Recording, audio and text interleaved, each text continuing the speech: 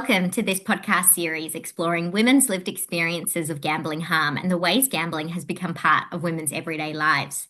This series is part of a broader project looking at how gambling is becoming normal for women and can often feel hard to avoid, showing up in places where women socialize, connect, celebrate, and go about their daily lives.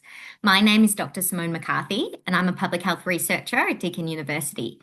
My research focuses on the commercial determinants of health, particularly how industries like the gambling industry shape everyday environments and experiences of harm for women. Today, I'm joined by Sarah, who has chosen to remain anonymous while sharing her experiences of being indirectly impacted by gambling harm. While much of the public conversation about gambling focuses on the person doing the gambling, gambling harm often extends far beyond the individuals.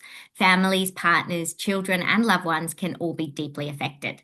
Today, we'll be talking about Sarah's experiences growing up with a parent who gambled and the impact that had on her life and relationships, and why she believes we need to better recognize and respond to the experiences of people indirectly impacted by gambling harm. Thank you so much for being here today, Sarah, and for willing to share your experiences and perspectives. Thank you for having me. Before we get started, I just wanted to acknowledge that today's conversation may touch on experiences of gambling harm, mental health, stigma, and recovery. Please take care while listening, and if anything discussed raises concerns for you, support services are available. So to begin, Sarah, can you tell us a little bit about what life was like growing up for you? So I grew up in a household where gambling was exceptionally normalized. I was very much judged and continued to be judged for not being a gambler in my family. It's kind of one of the family pastimes, and it doesn't matter how much I've explored how dangerous and damaging it can be. I'm basically seen as a bit of a wowser for Mhm. not not joining in the family fun, so to speak.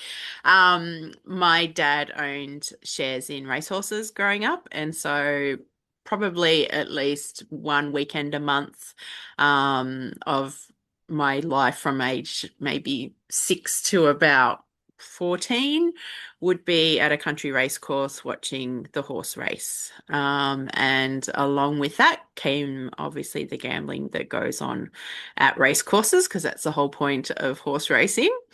And yeah, so I was given $5 to spend for the day, and that was to include my bets and to also pay for my lunch and that sort of thing.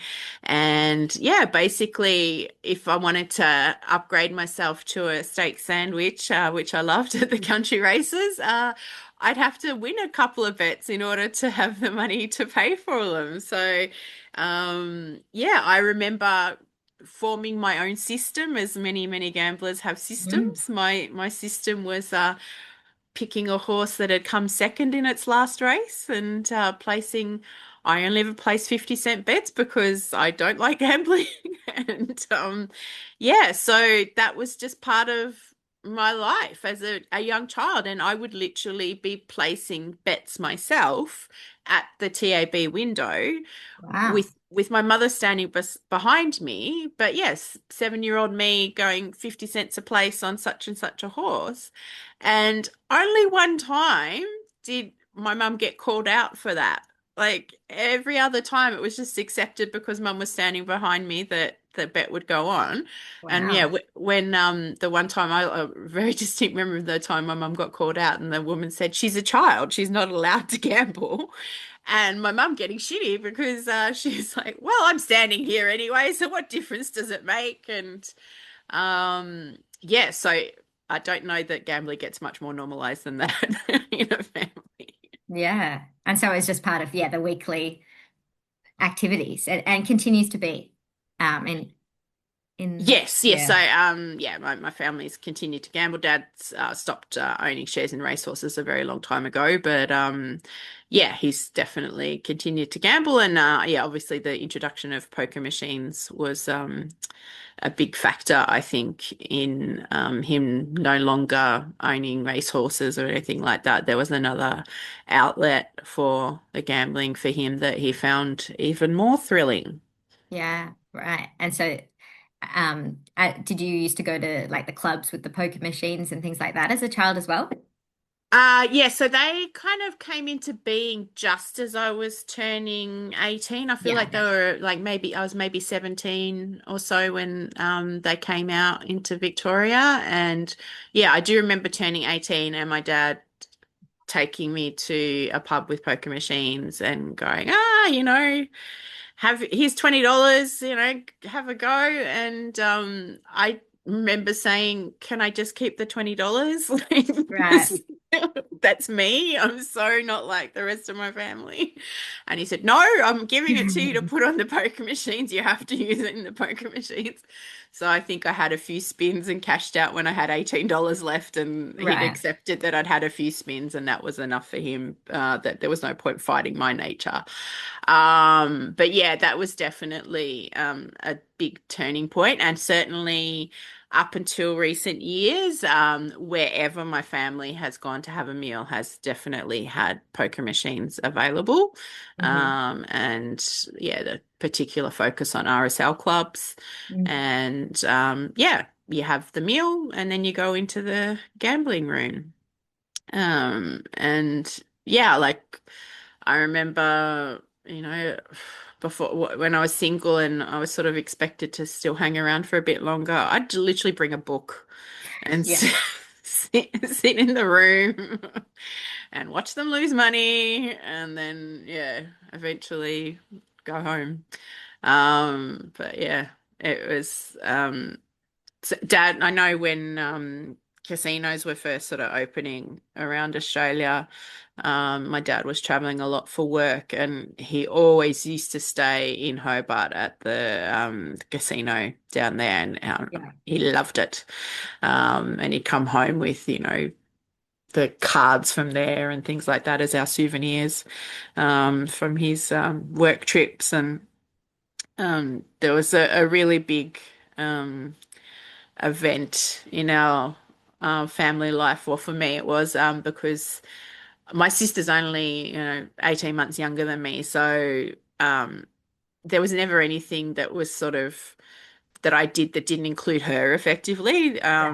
And one when we went over to Adelaide for a family holiday, I was really, really into cricket at the time, and I begged Dad to take me to the Test match at the Adelaide Oval, and he took me. And my sister wasn't interested in cricket, so it was probably the one and only father-daughter day that I remember having with my dad.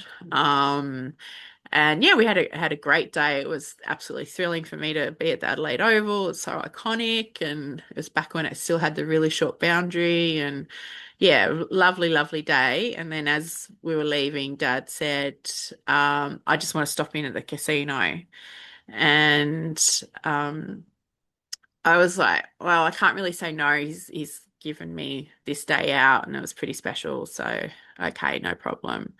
So I thought he'd be in there for about half an hour or so, but yeah, half an hour came and went, and I'm sitting in the foyer as this, like, I don't know, 14, 15-year-old girl, Mm. um, unable to do anything about it. It was long before mobile phones or anything like that. So yeah, I'm just sitting there in the foyer of the casino and waiting for my dad to come out, and an hour passed, and then I think it was, yeah, I went to, I knew they wouldn't let me in, but I thought I'd better try, and went up to security guards and said, look, can I go in there and find my dad? And they're like, no, you can't, which is understandable. And yeah, so then I think I ended up waiting about 2 hours for him to come out. And I was really upset. The thing is, as well, like I was such a nerd. Like I obviously was talking about having books with me, and I didn't have a book with me that day. Yeah. I probably wouldn't have noticed quite as much if I'd been sitting there with my book in the foyer, but I wasn't. I was just sat there doing literally nothing for 2 hours while Dad gambled because, yeah,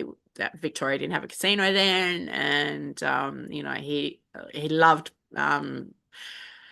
gambling on blackjack at casinos. That was Mm. his thing at the casino. So yeah, he was definitely in there playing blackjack for a couple of hours while his teenage daughter was sitting in the foyer doing nothing and getting quite upset.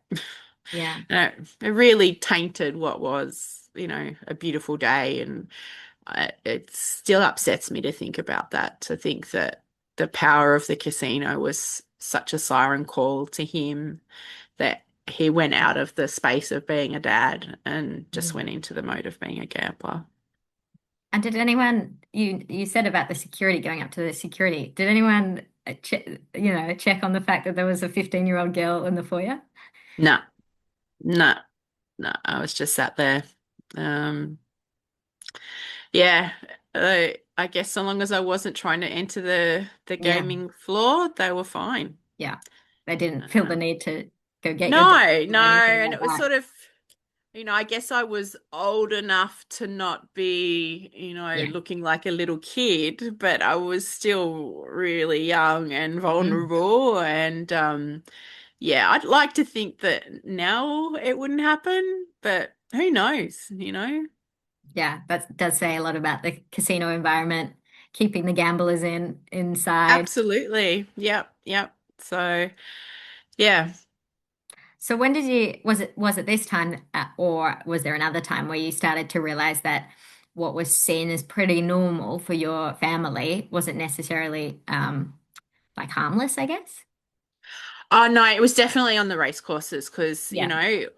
I'd be gambling my 50 cents and dad would be putting, 50, $100 bets on. And that was, in the 80s, and that was Mm. so much money. And I just remember, like, I barely ever saw $50 notes or the green notes, and I'd see dad pull a couple of them out of his wallet and give them to a bookmaker, and I would just get so anxious and so worried about Mhm. where this money was coming from and what would happen if he lost. And he did lose a lot. Like, of course there were some wins as well, but Mm. that it used to terrify me because I'd grown up. I don't know. I don't know if I inherited it from my grandmother rather than from him, but I was always really careful with money. Mm. I always knew the value of a dollar. And so, yeah, seeing $100 being risked just to me was absolutely absurd. And then as time went on and it turned into poker machines and seeing literally, $300 going into a machine at a time. Mm. And him, like, he was somebody who worked in finance and was like super mathematical and super educated as far as numbers went. And he'd sit there and say, "Oh, this machine's due to pay out." And Yeah. I'm sitting there going, "How can you know that? If you knew that, these machines wouldn't exist Yeah. because they wouldn't be profitable if people could predict what was going to happen." Yeah. And he'd have two machines going at a time. Mm. And Wow. he'd be the only one doing two machines. Everybody else had one machine. But yeah, no, he'd have two machines going, and I'd just be horrified that and he'd sit there, "Oh, it's due to pay out." And I'd be like, "Hey, you can't possibly know that. That's not how they work." But he was adamant. So, no, no, this has happened and this has happened. So therefore this is going to happen. It's like, no, they're completely random.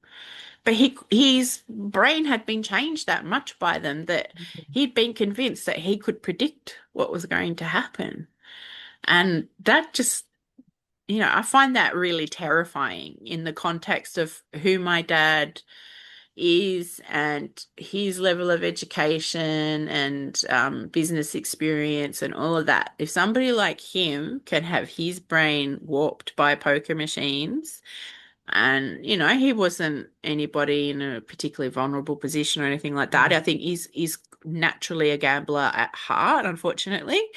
Um, yeah, the things that it can do to people that are vulnerable, and obviously that's who they're very much targeting, is yeah, it terrifies me to think how it can change your brain that much, and the fact that I've watched that documentary Kaching, and it's fantastic, and how it goes into all of the ways that psychologists are involved in the design of poker machines. And I honestly don't know how those psychologists sleep at night.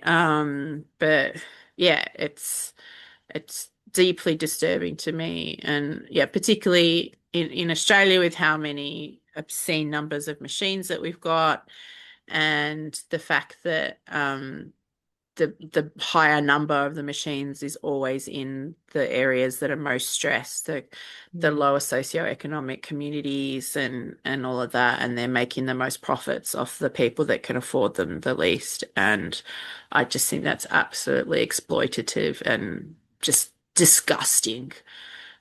There's no other word for it. To want to try and fleece people who don't have a lot just so you can make profit, it's just gross. Absolutely, I absolutely agree. And I go back to, yeah, our lived experience friends who always say that it could happen to anyone. And I guess that's your experience with your dad. It's like he wouldn't be the typical vulnerable person. What No. were there any like ramifications for your dad's gambling on him? Oh, look, he would say there's been none. Yeah. Yeah, he would never even admit to having an issue with gambling at all. He's like I often say, there's no allocation within your paycheck that, 10% of it's to go to gambling. But I kind of feel like almost he did operate that way. Mm, And I don't know. I don't know to this day whether my family's house has been remortgaged. mm, Like, there's a very good chance that when he goes, we're going to find a heap of debt. I hope not. I really hope that he's at least been smart enough to not go down that path, but I don't know that for sure. right. And that's really, really scary because my mum's severely disabled and after a stroke. And if the house is not protected, then that's a really, really big issue for our family. So yeah. And I know there's times where he supposedly gambled his way out of debt. Right. But I would suggest that the debt was there because of the gambling in the first place. So, you might have a big win every now and then, and I know that that's what keeps a lot of people going. Mm, But yeah, it's it cracks me up because his attitude to gambling, like he's definitely somebody with a higher risk appetite, which mm, I definitely don't have. So like even though like I sort of tried to get him to maybe invest in a property or something like that so that some money was protected. But no, he only can do the share market because there's a lot more, there's more pies to be had, I guess. And yeah, that's the way he's wired. Um, and yeah, instead of recognizing that that's the way he's wired and taking steps to overcome that, he's yeah, very much lent into it and right. Rides the yeah. wave. Yeah, yeah. And I'm sure And that, it's yeah, and but my brother gambles the same as mm, well because of it. And yeah, I know my sister does too. Like back before they had, online bets and all of that, when it was just, I had to go to the TAB mm, store shop, or you had to do phone betting. Like I used to know what my dad's account number was because I used to hear it so often. right. And um, he'd, I don't know how many times he'd literally push past us to get to the phone to get a bet on before the jump. Yeah. And he'd get really angry if the phone line was engaged, or, Mm, he'd get really, really shitty. And it's like, yeah, I was always like, what's wrong with you? Why are you doing this? And so, yeah, all of Saturday was spent listening to the races with the form guide. mm, And yeah, that was his Saturday basically. It was yeah. before he could bet on football and all of that. It was just the horses. So, yeah.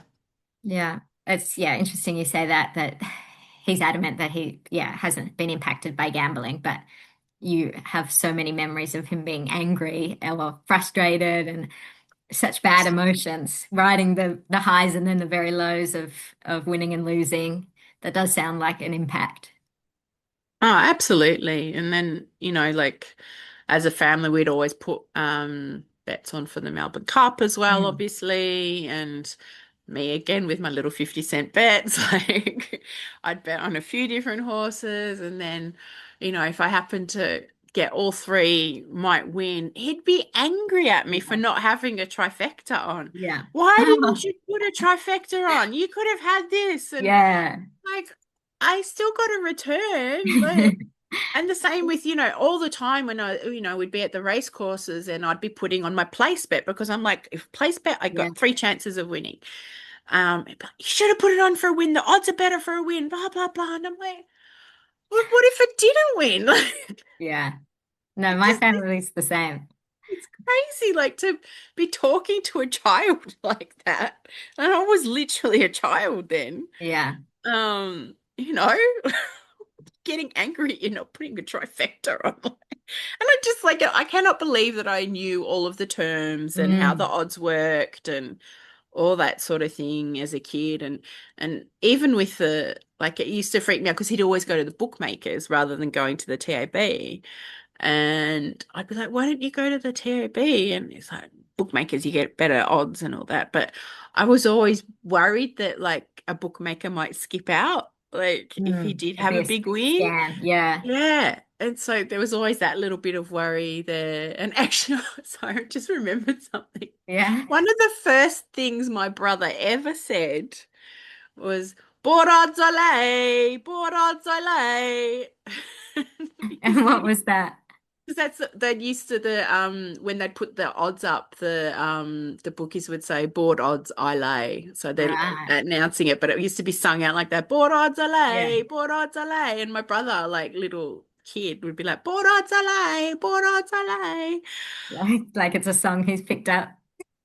It was like his bloody Thomas the Tank Engine or Yeah. something, and he's board odds I lay, and they thought it was hilarious. Yeah. Wow. Yeah. That goes to show about the environments little babies are in, how they pick up everything. Absolutely. And so we often hear about the impacts gambling has on the person gambling, but less about the impacts on the people around them. What was your experience? What was it like for you? I think the biggest parts were the anxiety of watching Dad put big amounts of money on and worrying about what that meant for us as a family. I was, I suffer from anxiety anyway, and yeah, like I'm only just realizing and unpacking all of that now that that most definitely was a contributing factor for me as a kid to literally be anxious about whether we were going to have the money to pay the bills Yeah. because of seeing these huge notes being passed back and forth. And also, yeah, just that fear of being around him when he'd lost a big bet. The anger that would come out in him and the frustration. It wasn't nice to be around. Just he'd be very snappy and you just know to avoid him.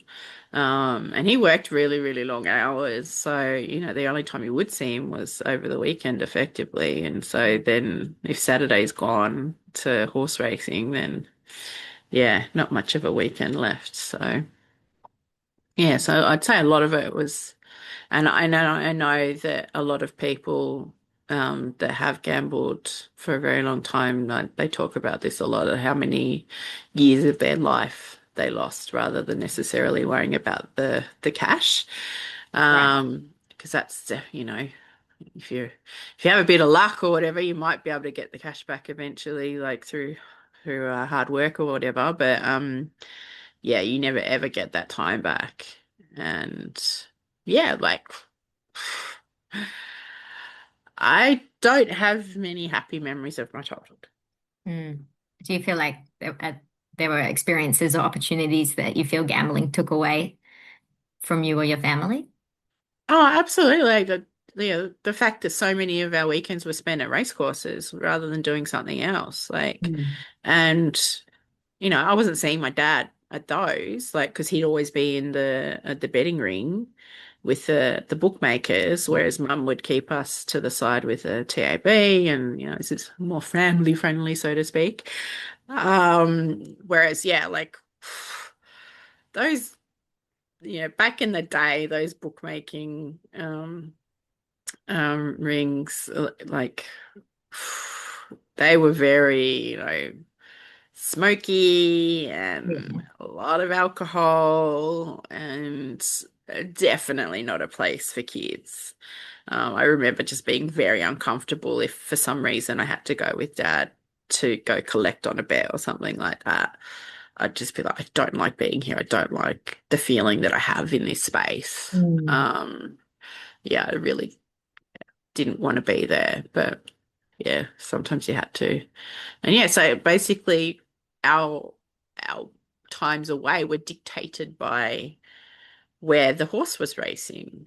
We I've seen a lot of Victoria because of it, but I've only really seen the country race courses, to be fair, Right. because we couldn't really afford to stay away. So we'd have, get up really early in the morning to drive some distances and then long drive back home as well. And, pleasant drive if Dad had some wins and not so Mhm. pleasant drive if Dad hadn't. So Yeah. Walking on eggshells, so to speak. yeah, yeah, just again, head down in my book. Mm. How did this shape your relationship with your dad? Um, I think it just made me realize we just don't have a lot in common. Mm. Um, we're such different people. We have such different priorities. Um, and it was probably exemplified by that in particular that um yeah, the fact that well, we can't connect over is probably his number one pastime Yeah. effectively. So yeah, I've always felt very black sheep in my family. Mm. And yeah, like I mentioned at the beginning, like that's very much part of it, the gambling that I don't want to gamble, that I don't enjoy losing money. Um, I don't want to take massive risks like that. Yeah. It's just yeah.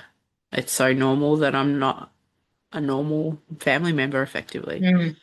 Yeah, that's really interesting, especially because in my research, talk to young women where, like you, they've gone to the pokies on their 18th birthday and they go to the races and they gamble and it's all normal. And there's even some kind of peer pressure, I guess, to gamble in those environments because it's what Hmm. everyone is doing. But I wondered perhaps was seeing your dad, did that influence whether what am I trying to say? Like that you didn't want to gamble. You saw the impacts, so then you became like against that. Yeah, look, it's hard to say. Like Yeah. that's probably very likely. Mm. That, when I was really, really young and not conscious of things, Mm. that I may have seen the negativity back then, and that's what when I sort of had that more consciousness that it brought it to the fore that that's not something I wanted to do. Yeah. Yeah, but yeah, like I said, it's hard to say whether that's the case or not, but it wouldn't surprise me Yeah. if it was, because he's definitely, been a gambler my whole life. So Mm. Yeah. I want to talk more broadly. What do you think people don't understand about the impacts gambling can have on children or family members or broader than just the gambler themselves? I think the first key thing is that time factor Mm. that, you don't realize as a gambler that your attention is elsewhere. Um, and, your kids are only kids for a very short period of time. And if you're more focused on what the odds are for something or wanting to be in a poker machine room where children are not allowed, um, you're cutting off time with them. And yeah, again, you can't get that time back. Um, it's also, it's not sending good messages to children and young people about how to manage your finances either. Like, Yeah. there's an awful lot of risk, obviously, with gambling. That's the whole point of it. And if you want your kids to grow up financially happy adults, then you want them to know that taking risks is not the way to go. And yeah, you're teaching the absolute opposite when it Mm. comes to gambling. Um, and yeah, there's like there's nothing positive to me about, or certainly around like a poker machine room. Like they are not happy places. Like, and I know there's people that say, "Oh, it's social, it's this or whatever," and I'm like, is it really like the majority of people are in there in the zone Mm. on their machine?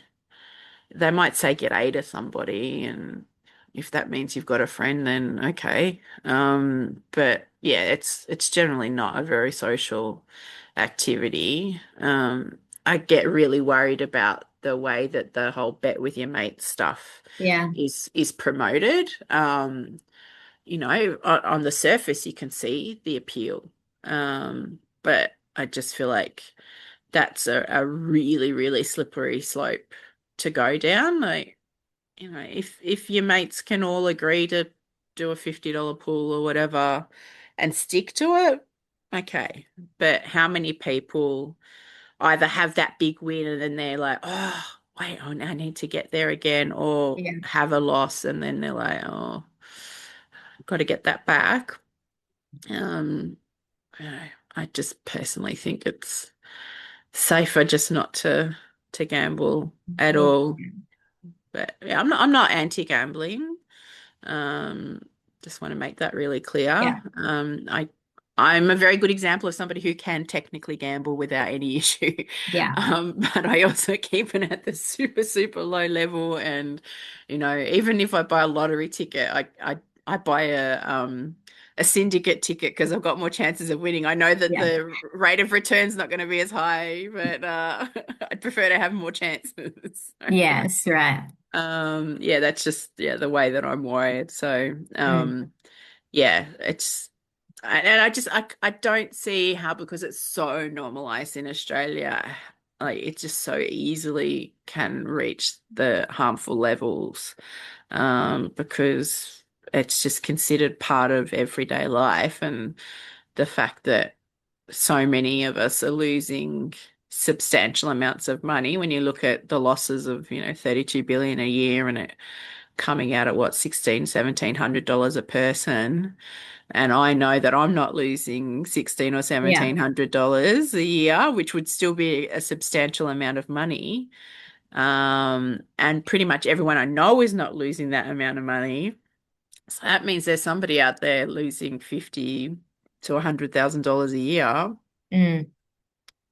Like that's really scary. Not many of those people are, Kerry Packer when he used to go and slap a few mil over in Vegas or whatever. Right. Like, there's not many people that have significant amounts of money, of Please. tens of thousands of Mm. dollars, just to lose within the space of a year. That's a very, very small amount of people that could afford to do that. And I can guarantee you that the absolute majority of them that are losing that amount cannot afford to. Yeah. And that's when some people end up having to steal because of it. Mm. I know people who've gone to prison because of gambling related theft. And, Yeah.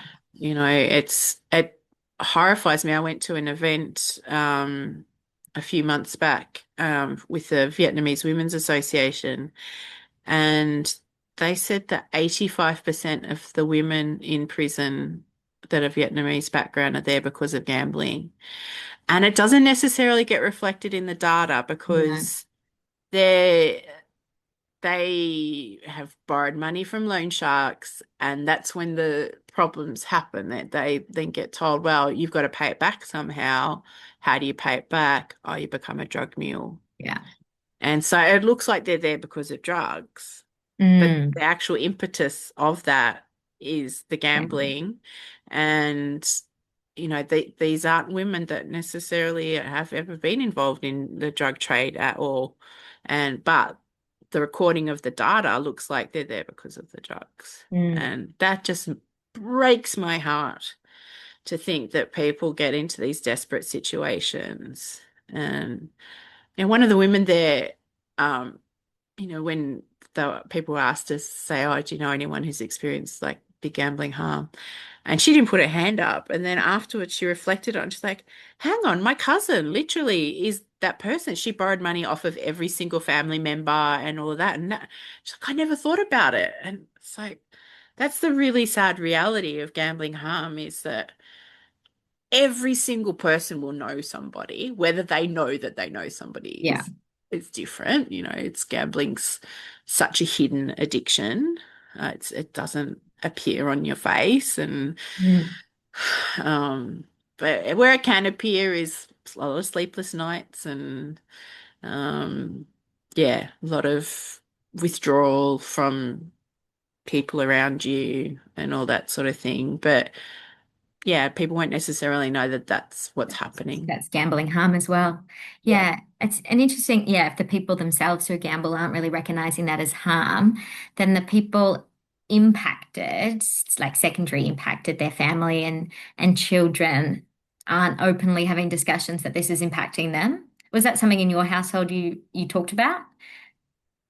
Look, I learned not to talk about it effectively because Yeah. I did not get a very good response when I did.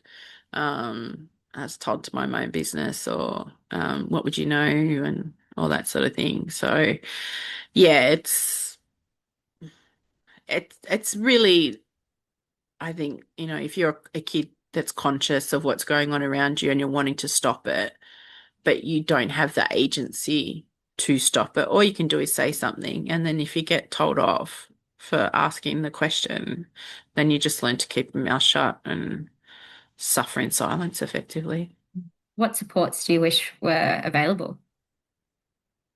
I wish that more was taught in schools so that young people would know the risks and how dangerous it can be.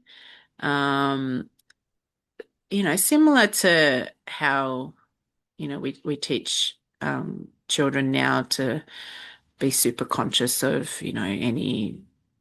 anybody trying to interfere with them or anything along those kind of Yeah. lines. Like, I Mhm. feel like that this is something that needs to get taught effectively as well.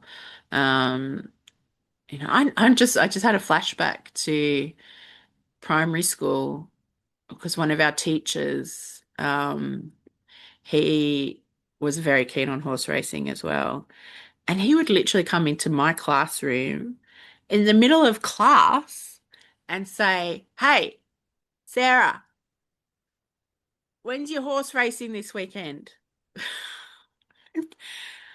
So In he primary knew, yeah, school. your life was revolved around horse racing, betting, and didn't flip an eye.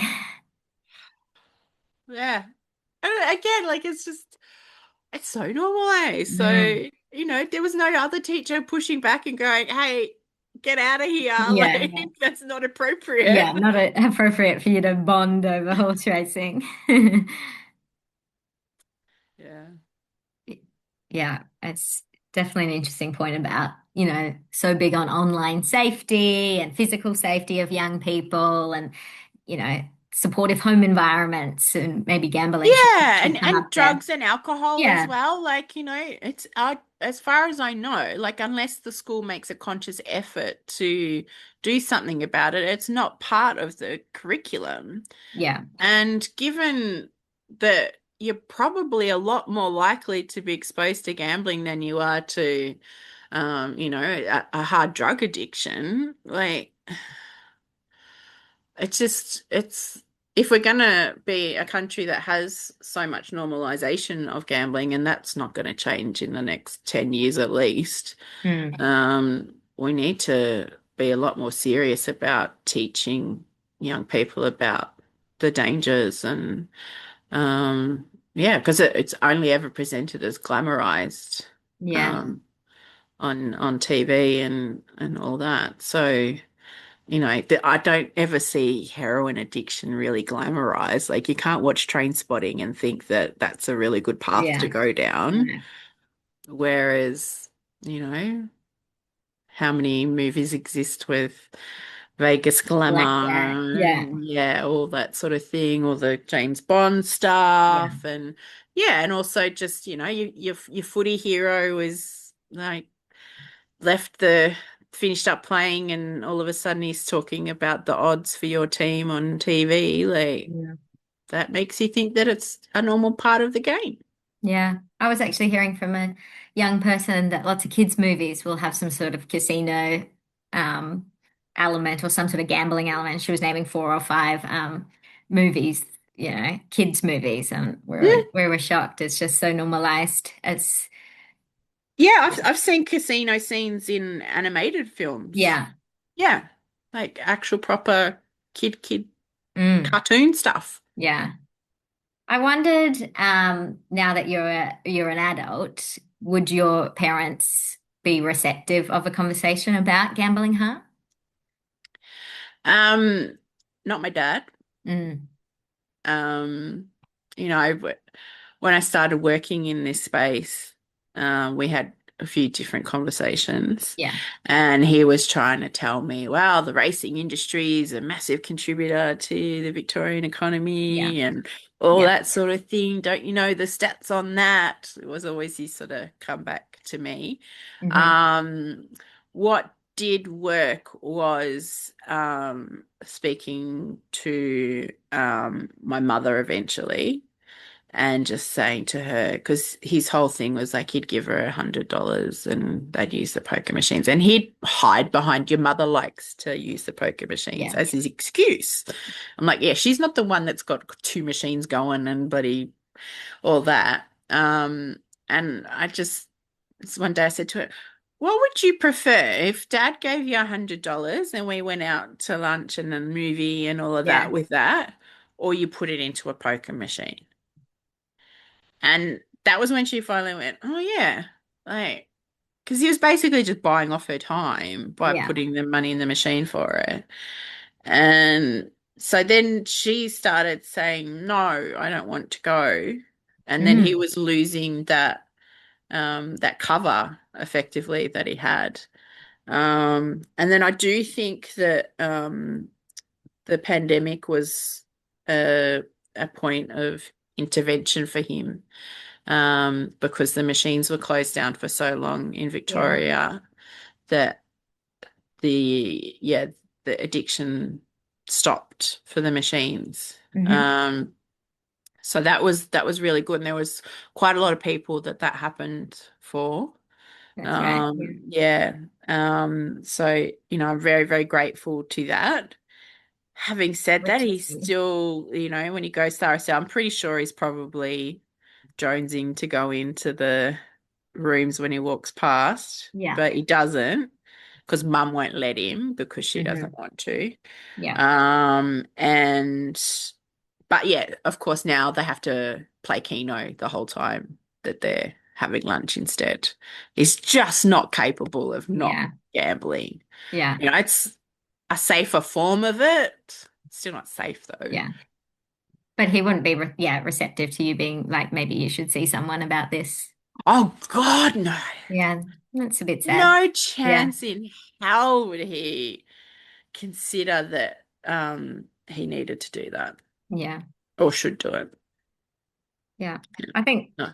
that's a good thing to have on kind of the record here in this podcast is we talk a lot about the stigma for women seeking help, but the older generations putting a hand up to seek help just wouldn't happen.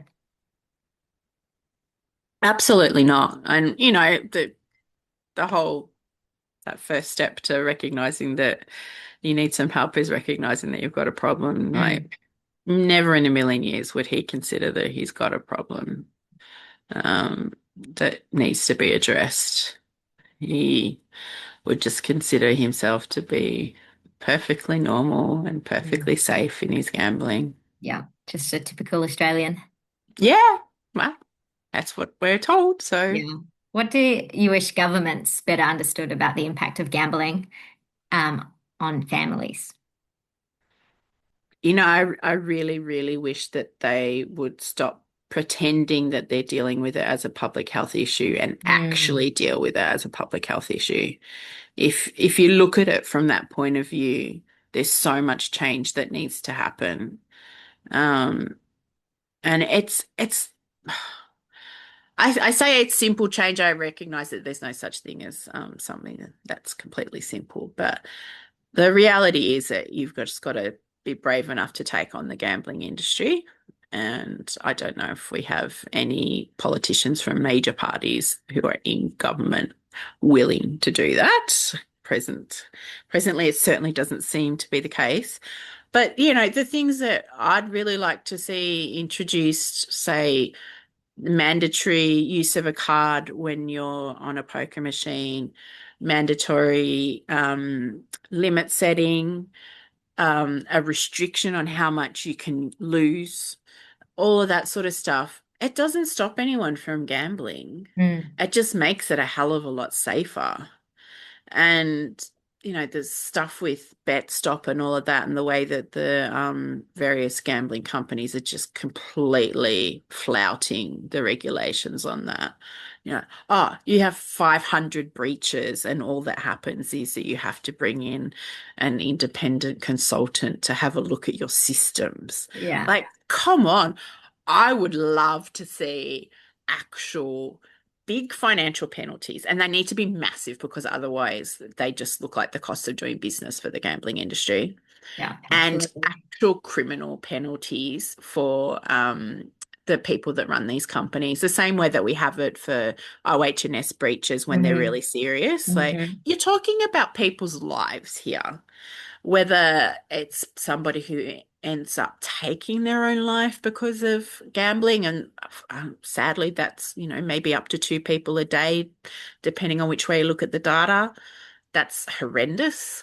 But also, yeah, just the long-term impact on families and relationships. How many people have had their relationship end because of gambling? I know so many people in those situations. Yeah. Or, how many families have broken up because of it. And, the damage is just, it's lifelong. Mm, So yeah, if we treat it as a proper public health issue and give it the priority it deserves, and stop pretending that it's something that is just fun, take it seriously like we do, hard drugs and all that, hmm. and we might actually get some proper change happening, because it can be done. It just takes political will, and and if you do it right, the people who still want to gamble can gamble, but they can do it at a point where they're not going to lose their home. They're not going to end up sleeping in their car.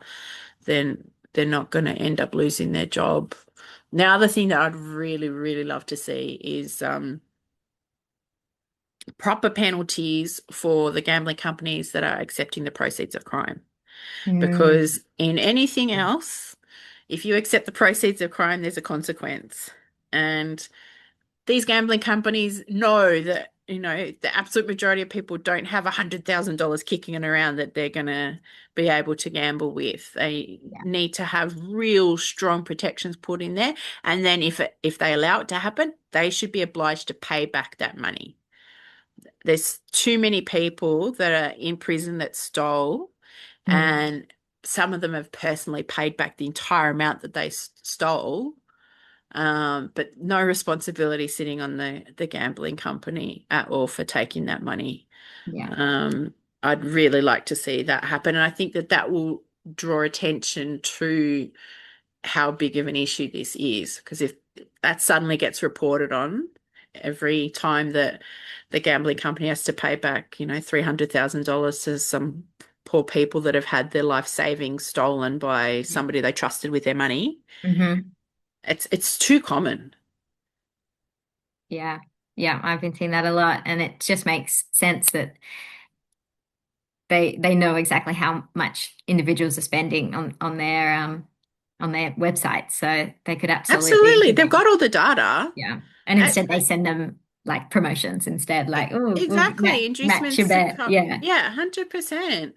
Like, yeah, if a threshold is set, say, you want to be extremely generous to them, say $10,000. Once somebody's lost $10,000 in the course of a year, you need to come Mm, back to them and tell them that they need to show you where they're getting that money from to keep yeah. gambling. Yeah. Um, Simple. that will Well, suddenly stop a lot of issues. yeah, yeah. Well, thank you. I think we're going to end it there. So thank you so much for sharing your experiences and perspectives with us today. And I really appreciate your openness and willingness to have these conversations. Before we finish, is there anything you would say to other women and girls who might be experiencing something similar to what you went through as a child? Um, First of all, know that you're not alone, because you definitely can feel like you're the only person that's experiencing that.